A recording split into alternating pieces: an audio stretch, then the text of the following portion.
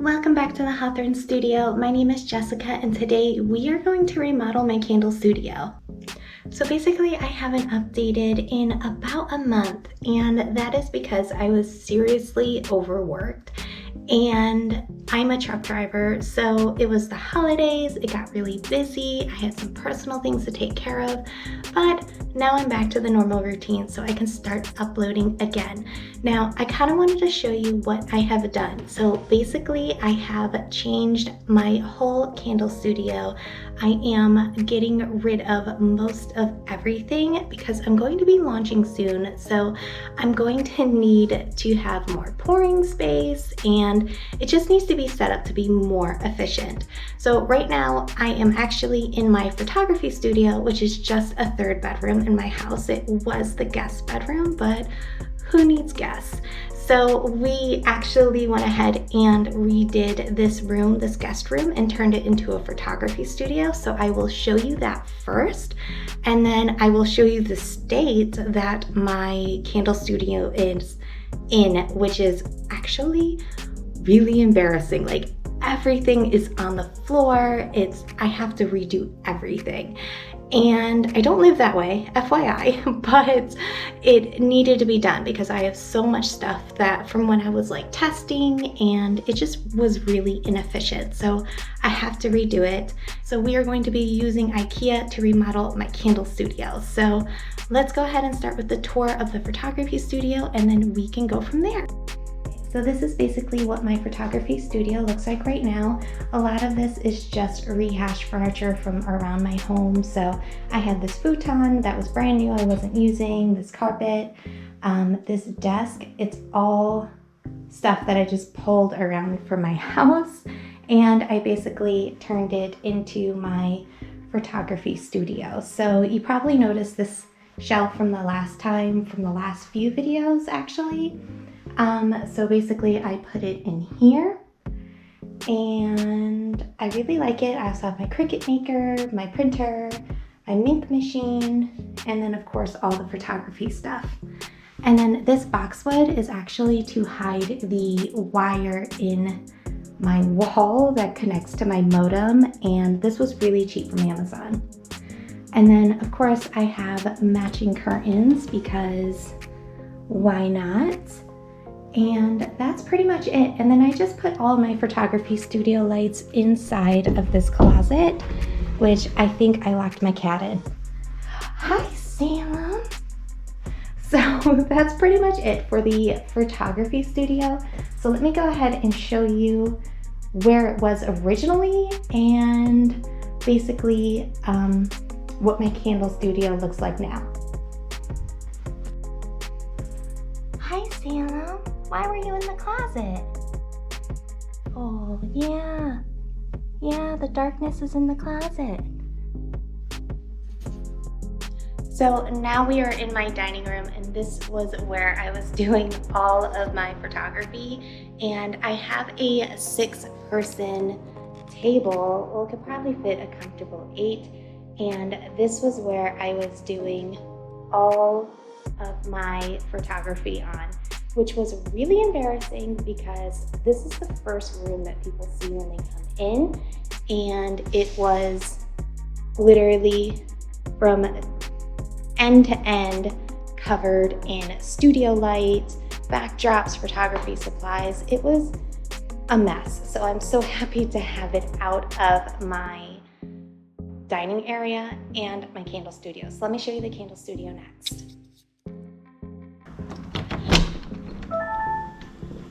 And this is the state of the candle studio. As you can see, I have bottles, tester candles, things everywhere because I pulled out some shelves already, and all of this is going. So we have a lot to do. Okay, so we are back from IKEA and we are exhausted, but there is so much to do still. And if you're wondering why I'm even like going through all of this because I already have a pretty cute studio. The problem is that I ran out of space. I don't have any pouring space at all. I have nowhere to store all of my stuff. I have like over 100 jars coming, and I just have to cleanse and get everything ready for launch, which I plan on launching around March is what I'm aiming for. I don't know if it'll happen, but that is when I'm aiming for March. And I've already pushed it back, but basically I don't want to have to redo this like after I've launched. I'd rather everything be efficient right now before I get too far in and I just become frustrated and too busy to remodel anything in my studio to make it more efficient. So I want to make it more efficient before I get started rather than procrastinate and kick myself down the line when I don't have any pouring room for larger orders. So that is basically why I'm doing this, but we need to go ahead and clean out the studio now. If you want to see what it looked like before I trashed it, take a look at the video up above, or it will be down in the comments. It was my very first video and it was just like a super quick tour walkthrough, nothing special, but it'll give you an idea of what it looked like beforehand. So the goal for today is storage and pour space, and we are trying to do all of this in my master bedroom. So let's hope for the best, and I hope all my measurements were correct and everything actually like fits. Oh, and I meant to tell you before we switch over to the overall tour of the studio and watching it being cleaned and processed, my IKEA final number was around $1,200, a little less than $1,200, and I got 3 giant like 72-inch storage units, or storage shelves, I guess. They have glass doors, I'll show you in a bit. And I also got 2 large pouring spaces, which adds up to be about 96 or 100 inches long. And I probably got 24 storage bins and a lot of odds and ends and things on top of that as well. So we got a lot to put together. I kind of feel bad for my husband. He's not gonna be happy about this, but this is our life right now. So let's go ahead and get started with the cleaning and hope for the best.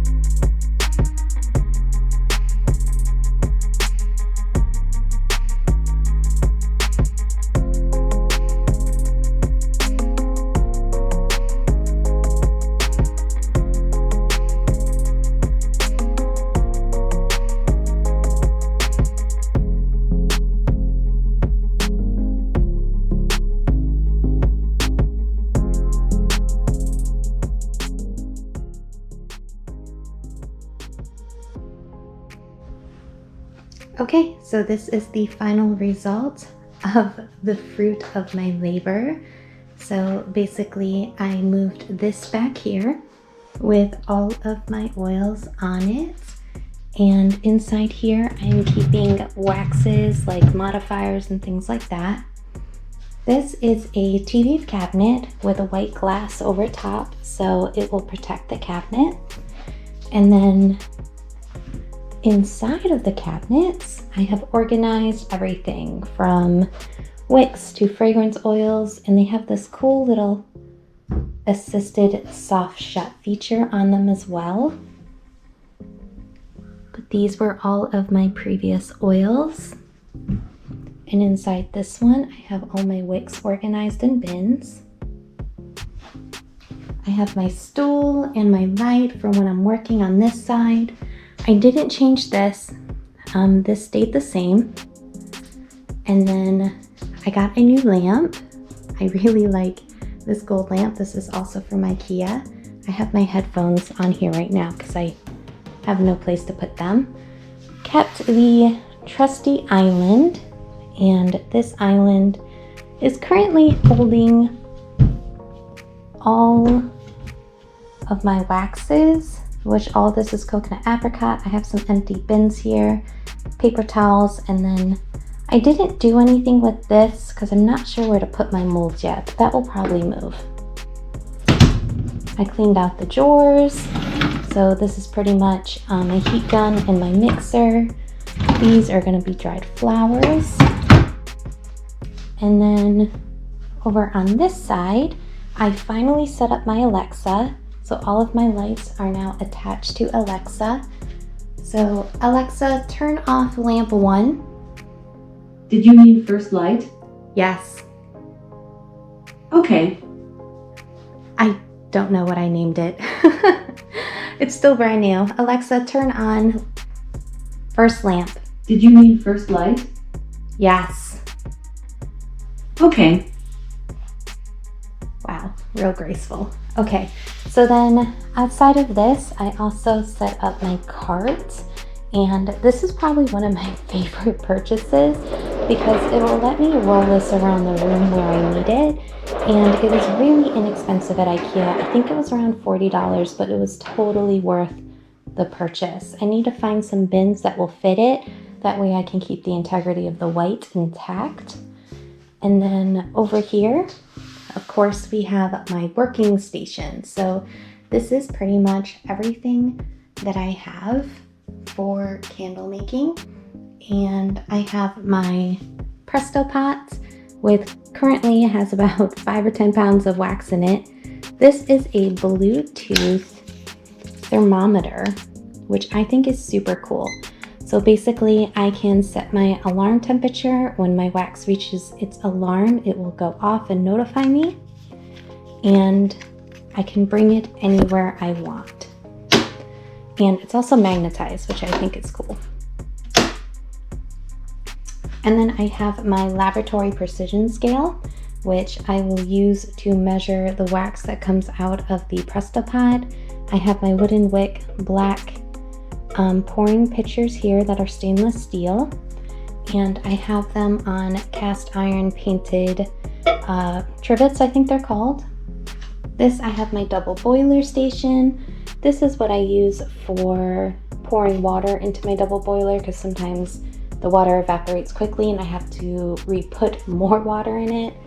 My stirring utensils in my ceramic vase. And then I have an extra scale here. And then inside here are going to be like the basic tools that I need for wicking my jars. And then I found this Sonos Bluetooth speaker from IKEA as well, and I am obsessed with it. It even connects to Alexa, so I can tell her to change songs or to turn it off or to lower the volume.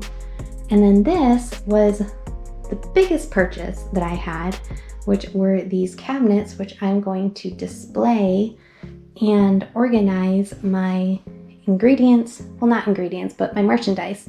So with these, I have them nailed to the wall with basically metal. So these are not going to move. And this glass here, it's about a 25-pound weight limit. I figured I could probably fit a dozen or so on a shelf. And then these are my current little miniature ceramic vessels that I have for my 7-ounce line, and then perfume. I do need more shelves to put on this because there is a lot of space that I could be utilizing that I'm just not right now. But this was definitely one of my favorite purchases. And then I think that's pretty much it. And this bar stool was totally a splurge purchase. This was like $80 for this bar stool, but I mean, come on. Look at it next to the light that I got from IKEA. It looks so good. I love it. And then this boxwood here is what I put up, and it is going to have LED lights all around it, but I'm still waiting for the LED lights to come in. And then I'm also waiting for LED lights to put inside the cabinet so the cabinet is lit up.